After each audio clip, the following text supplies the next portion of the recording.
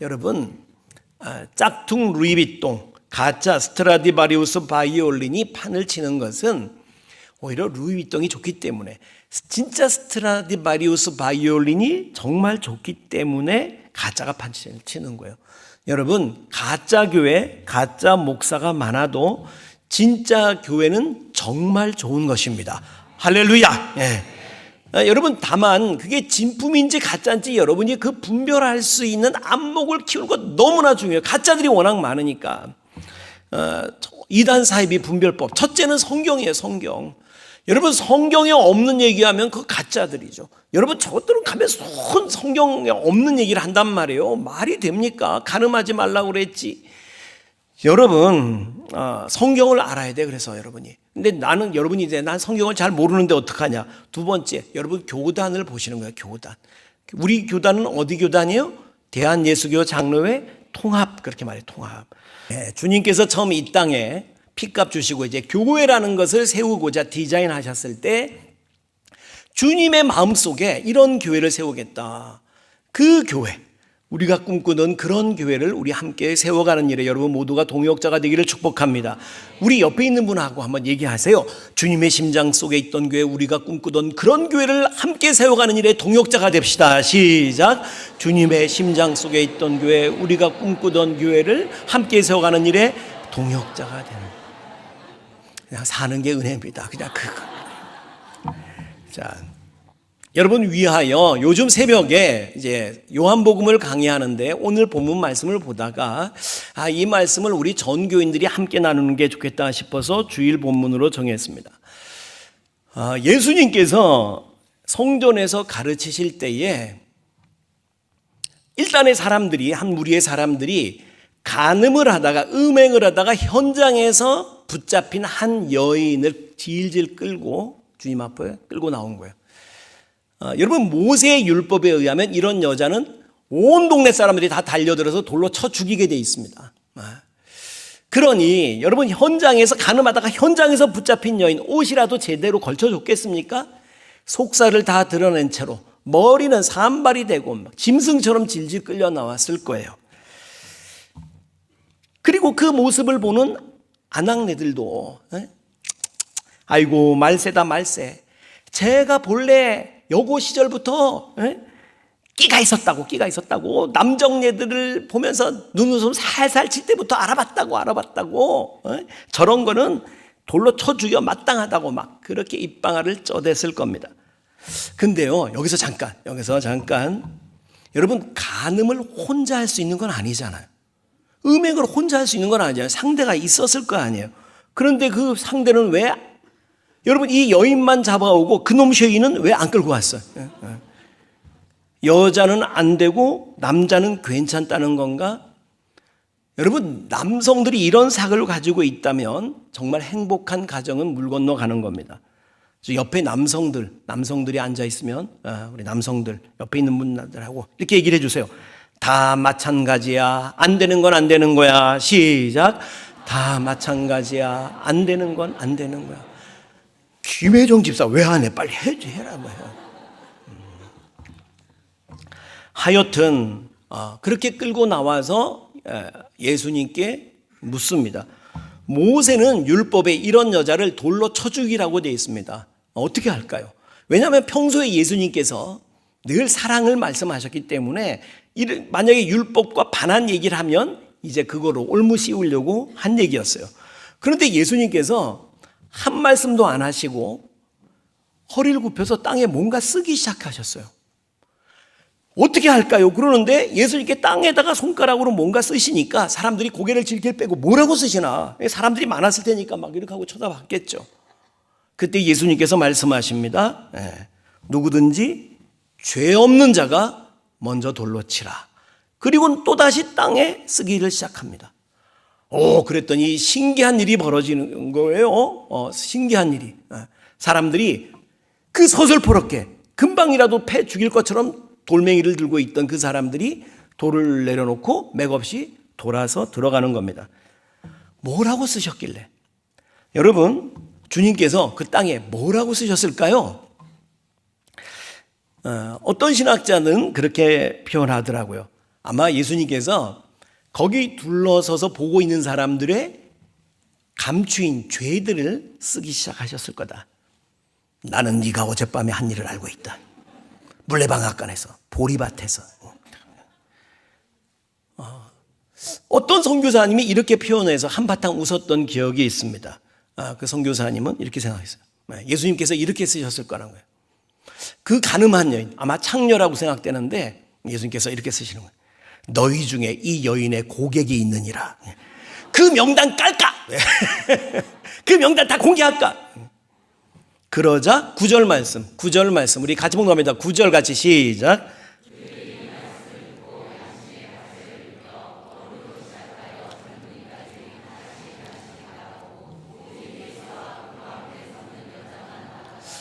여기 보면 또 누구로부터 시작해서? 어른으로부터 시작해서. 왜 어른부터 시작했을까? 아마도 어른들이 애들보다 죄가 많은 것 같아. 인생을 살아가는 연수가 더 많을수록 죄도 더 많은 것 같아. 그래 하나하나 돌아가면 여러분, 이 사건을 통해서 예수님께서 우리에게 말씀하시고자 하는 메시지가 뭡니까? 첫째는 우리는 다 죄인이라는 거예요. 따라합시다. 우리는 다 죄인입니다. 로마의 델라베리타라는 광장에 가면 진실의 입이라고 불리우는 바로 이 조각상이 있다 그래요. 거짓말을 한 사람이 저 입에다가 손을 넣으면 저 입이 그 손을 꽉 물어서 손목을 끊어버린다는 거야. 이게 이제 영화 로마의 휴일에 그레고리 팩과 오드리 헵번이 이곳을 찾아가가지고 아주 재미있는 사연이 나오죠. 그래서 더욱 유명해졌는데 저는 로마엔 가보지 못했고 어느 놀이공원에 갔더니 이게 이렇게 있더라고. 모조품이 있는 거야. 거기도 이제 손을 넣어보게 돼 있는 거야. 근데 조심하세요. 거짓말한 사람은 손모가지가 잘립니다. 이렇게 돼 있는 거야. 근데 섬찟하더라고. 이렇게 떨리더라고. 그러면서 내가 생각한 게 목사도 별 수 없구나. 여러분 지금 여러분은 어떻습니까? 정말로 손을 넣으면 죄 있는 사람이 손목이 잘려져 있는 그런 것이 있다면 넣을 수 있겠습니까? 그렇다면 우리는 모두 죄인입니다. 옛날에 어떤 왕이 철권 통치를 하면서 만약에 누구든지 공직자가 신하가 되어가지고 부정을 저지르는 것이 발각이 되면 바로 죽여버리겠다. 아주 엄포를 놓았습니다. 근데 한 신하가 부정 뇌물을 받고 부정을 하다가 그게 드러나가지고 형장의 이슬로 사라지게 된 거예요. 그때 그 신하가 왕에게 한 가지 소원을 탄원합니다. 전하, 죽는 것은 제가 마땅하나 죄가 있으니 죽는 것은 마땅하지만 소원이 한 가지가 있습니다. 통촉하여 주소서. 그래 뭐냐? 신하가 황금 씨앗을 이렇게 하나 꺼내면서 전하, 이것은 산신령님께서 저에게 주신 황금 씨앗입니다. 산신령님께서 말씀하시기를 누구든지 죄 없는 사람이 이 씨앗을 땅에 심으면 거기서 싹이 나오고 커다란 나무로 자라게 될 텐데 거기 순금이 주렁주렁 열리게 될 거다. 그랬다는 거예요. 그런데 저는 죄가 많아서 그 싹을 보지 못했지만 왕께서는 죄가 하나도 없으신 정말 훌륭하신 분이오니 부디 이 씨앗을 받으셔서 땅에 심으시고 황금을 거둬서 이 백성들을 부유하게 잘 살게 해 주옵소서. 그렇게 한 거예요. 왕이 그 씨앗을 받아들고 생각해 보니까 자신이 없어. 여러분 그렇잖아. 이거 만약에 심었는데 싹이 날 리가 없지. 안 나면 온 백성들이 뭐라 그러겠어? 응? 왕이 무슨 죄가 많아가지고 저렇게 싹도 안 나고 그럴까? 그러지 않겠어요? 그래서 왕이 그 씨앗을 영의정에게 이렇게 주면서 영의정, 내가 좀 요즘 많이 바빠서 그러네. 자네가 한번 심어보게라. 그런 거예요. 영의정이 받아들고 보니까 이하 동문이야. 그러니까 영의정이 그것을 우의정한테 주면서 우리 손주들이 요즘 집에 와 있는데 얘네들 손에 나만 하는 게 없어요. 다 파헤칠 거야. 자네가 한번 심어보. 우의정, 이하동문, 좌의정에게. 지금도 세계 어느 곳에선가 그렇게 또 손에서 손으로 떠들고 있다는 전설 따라 삼천리가 있습니다. 여러분, 세상에는 단지 두 종류의 사람이 살고 있을 뿐입니다. 하나는 들킨 죄인, 따라합시다. 들킨 죄인. 그리고 또 하나는 따라합시다. 안 들킨 죄인.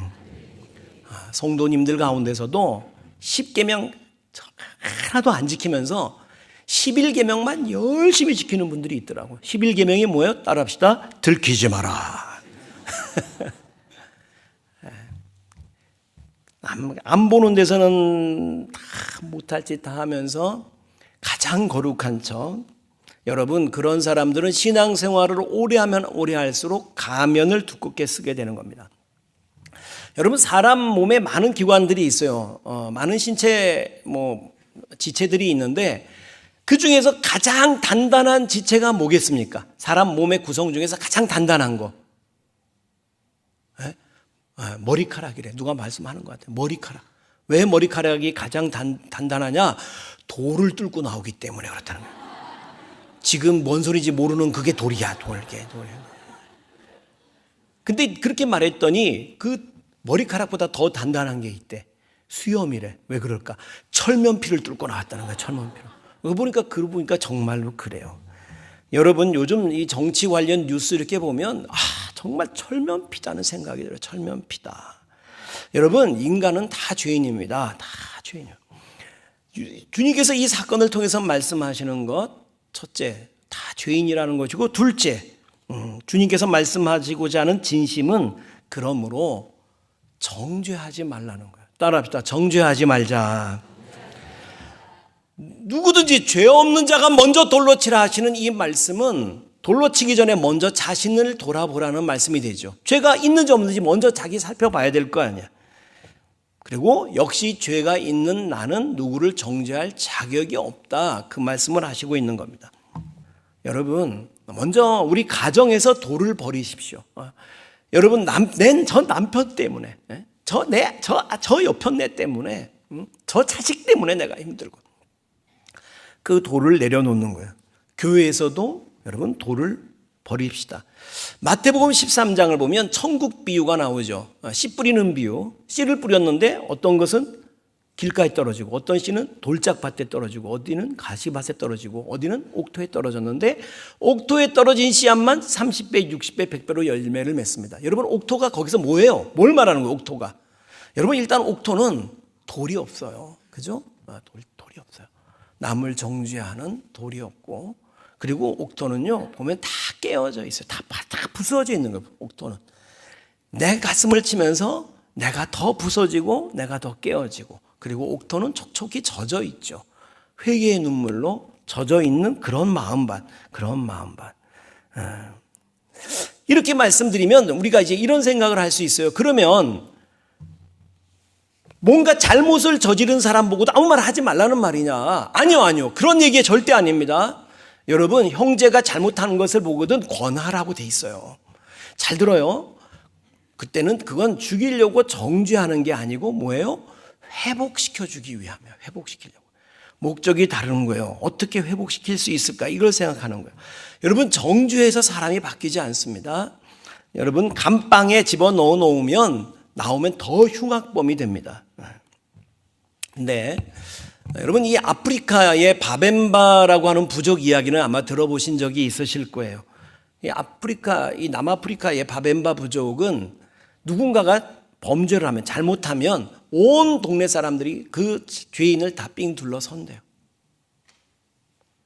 그리고 한마디씩 던지는 거예요. 무슨 말을 해요? 잘못을 말하는 게 아니고,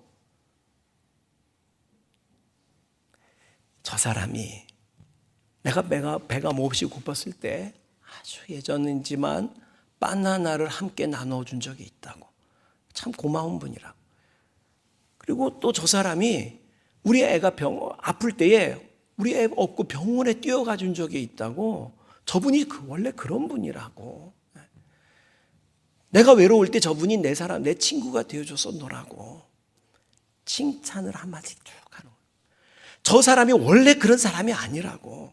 어쩌다가 실수해서 지금 잘못했지만 저분은 원래는 좋은 사람이라고. 그 말을 들으면서 그 안에서 죄를 지었던 사람이 진짜로 반성하게 돼요. 내가 이렇게 살아서는 안 되는 사람이구나. 사람들이 나를 이렇게 사랑해 주는데. 그리고 진짜로 변화돼서 여러분 그 바벤바 부족이 아프리카 어떤 부족보다 범죄율이 낮고 재범률이 낮은 그런 부족이라는 거예요. 여러분 우리도 그렇게 할 수 있게 되기를 축복합니다. 예수님께서 이 여인에게 말씀하시죠. 10절 11절 말씀. 우리 10절 11절 같이 시작.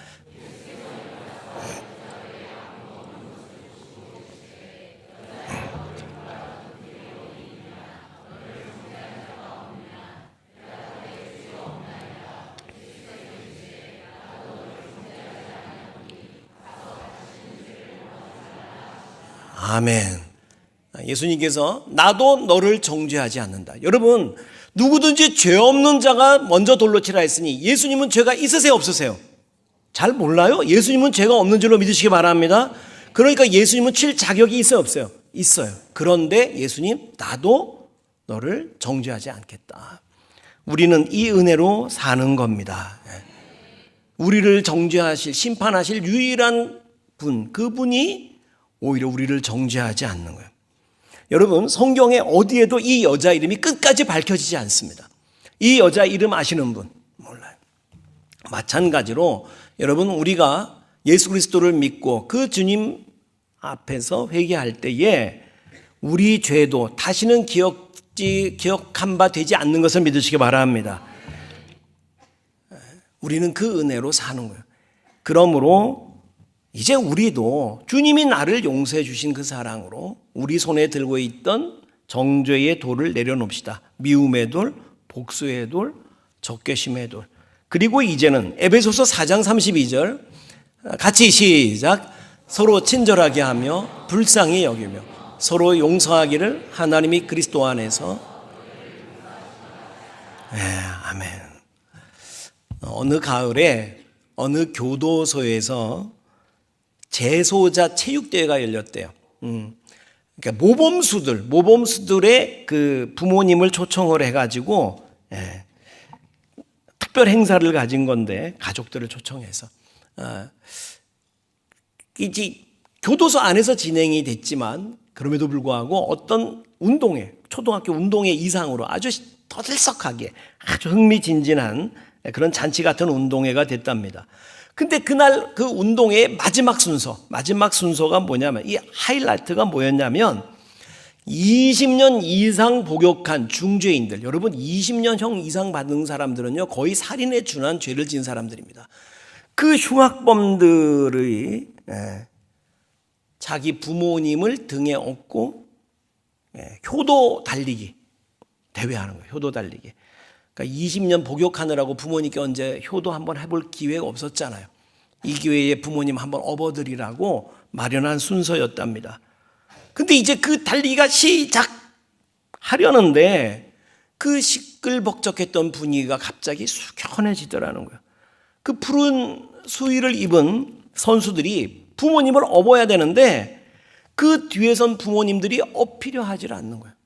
20년 복역하면서 앙상해진 그 아들의 등을 만지면서 차마 그 등에 업히질 못해가지고 그러고 있는 거예요. 그러니까 진행하던 교도관이 오히려 당황을 해서 그래도 빨리 어떻게 진행을 해야 되니까 빨리 업히시라고. 그리고 경기가 시작됐는데 누구도 달리려고 하질 않더래. 이상한 경주예요. 1등상이 큰 상이 걸렸는데도 아무도 뛰질 않고 오히려 더 늦게 가려고 경주를 하는 거예요. 왜 그러냐면 이게 마지막 순서야. 이제 이거 끝나고 나면 엄마하고 아들하고 헤어져야 돼. 아버지하고 아들하고 헤어져야 돼. 그러니까 조금이라도 엄마하고 더 같이 있고 싶어서, 조금이라도 아버지하고 같이 있고 싶어서 안 달리는 거야. 천천히 걸어가.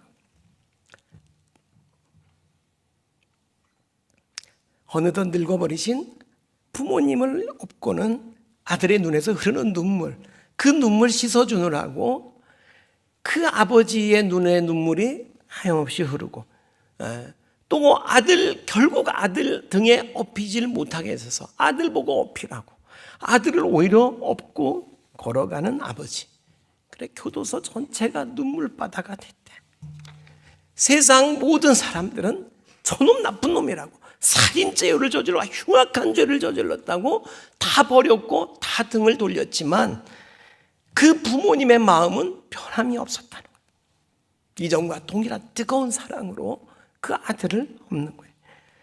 저는 이 부모님의 마음에서 하나님의 마음을 봅니다. 그렇습니다. 여러분, 하나님은 저와 여러분이 때로 어떤 넘어지고 어떤 잘못을 저질른다 할지라도 결단코 우리를 버리지 아니하시고 포기하지 아니하시고 끝까지 우리를 사랑하시고 십자가를 대신 지시기까지 주님 사랑하시는 거 믿으시기 바랍니다. 그 사랑으로 우리는 이 자리에 앉아있게 된 거죠. 여러분, 죄가 나도 너를 정죄하지 않는다 한다고 해서 죄가 그냥 없어지는 게 아닙니다. 여러분, 죄는 반드시 그 대가를 지불하게 돼 있어요. 근데 예수님께서 이 여인을 내가 너를 정죄하지 않는다, 그리고 그 여인의 죄를 대신 지시고 십자가에 달려 죽으신 거예요. 그 여인뿐만 아니죠. 사실은 저와 여러분의 모든 죄를 대신 지시고 십자가 지신 것입니다. 여러분, 이것이 주님의 사랑이에요. 그리고 예수를 믿는다는 것은 그 사랑을 받아들이는 겁니다. 여러분, 오늘 주일 예배 드리러 나온 여러분, 다른 건 혹시 못 믿더라도 내가 너를 정죄하지 않는다, 이 사실은 꼭 믿으시기 바랍니다. 너희 죄가 주홍같이 붉을지라도 흰눈같이, 진홍같이 붉을지라도 양털같이 희게 되리라, 그 사실은 믿으시기 바랍니다. 그런즉 그리스도 예수 안에 있는 자에게는 결코 정죄함이 없다, 이 사실을 꼭 붙드시게 되기를 축복합니다. 그리고 이제는 내 같은 죄인을 끝까지 사랑하시고 오히려 나의 죄를 대신 지시고 십자가에 못 박혀 죽으신 그 주님, 그 사랑을 받은 자로, 그 은혜를 받은 자로서 이제는 우리 손에 돌을 내려놓고 이제 주님의 그 사랑으로 그 잘못한 죄인을 어떻게 회복시킬까를 생각하며 아름다운 공동체를 만들어가는 우리 한마음 교회가 되기를 축복합니다. 그리고 예수님께서 말씀하시죠. 가끔 여러분, 이 본문이 잘못한 인간이 자기를 합리화하느라고 인용하는 경우들이 있어요. 그건 정말 잘못된 거예요. 죄 없는 자가 돌로 치라. 죄 없는 사람이 어딨냐? 하면서 여러분, 그렇게 하라고 이 본문 주신 거 아니에요. 주님은 틀림없이 말씀하십니다. 따라합시다. 가서 다시는 죄를 범치 말라. 여러분, 이 여인 가서 다시 간음했겠어요, 안 했겠어요? 틀림없이 안 했습니다. 혹시 다른 죄는 졌을지 모르지만 절대 왜냐하면 여인이 아는 거예요. 여러분, 예수님이 결국 덫에 걸린 거고, 사실 그래서 그러니까 그 예수님을 대적하던 자들이 예수님을 더 미워하게 되는 거죠. 그래. 결국 예수님이 십자가에 못 박혀 죽으셔요. 주님이 그걸 모르시겠어요? 그래서 더 미움 받을 거를. 그럼에도 불구하고 이 여인을 살리시고 이 여인을 대신해서 그 죄를 지시고 죽으셨어요. 그 사랑을 받던 내가 어떻게 그 주님을 배반하고 또 간음을 할 수 있겠냐고. 여러분, 마찬가지로 우리도 다시는 죄를 범치 않게 되기를 축복합니다. 동일한 죄를 반복하지 않게 되기를 바랍니다. 주님께서 나를 살리시려고 십자가 지셨는데 우리를 살리신 그 사랑과 은혜에 감사해서 이제는 주님께서 기뻐하시는 그런 삶을 살아내는 저와 여러분 모두가 되시기를 주의 이름으로 축원합니다.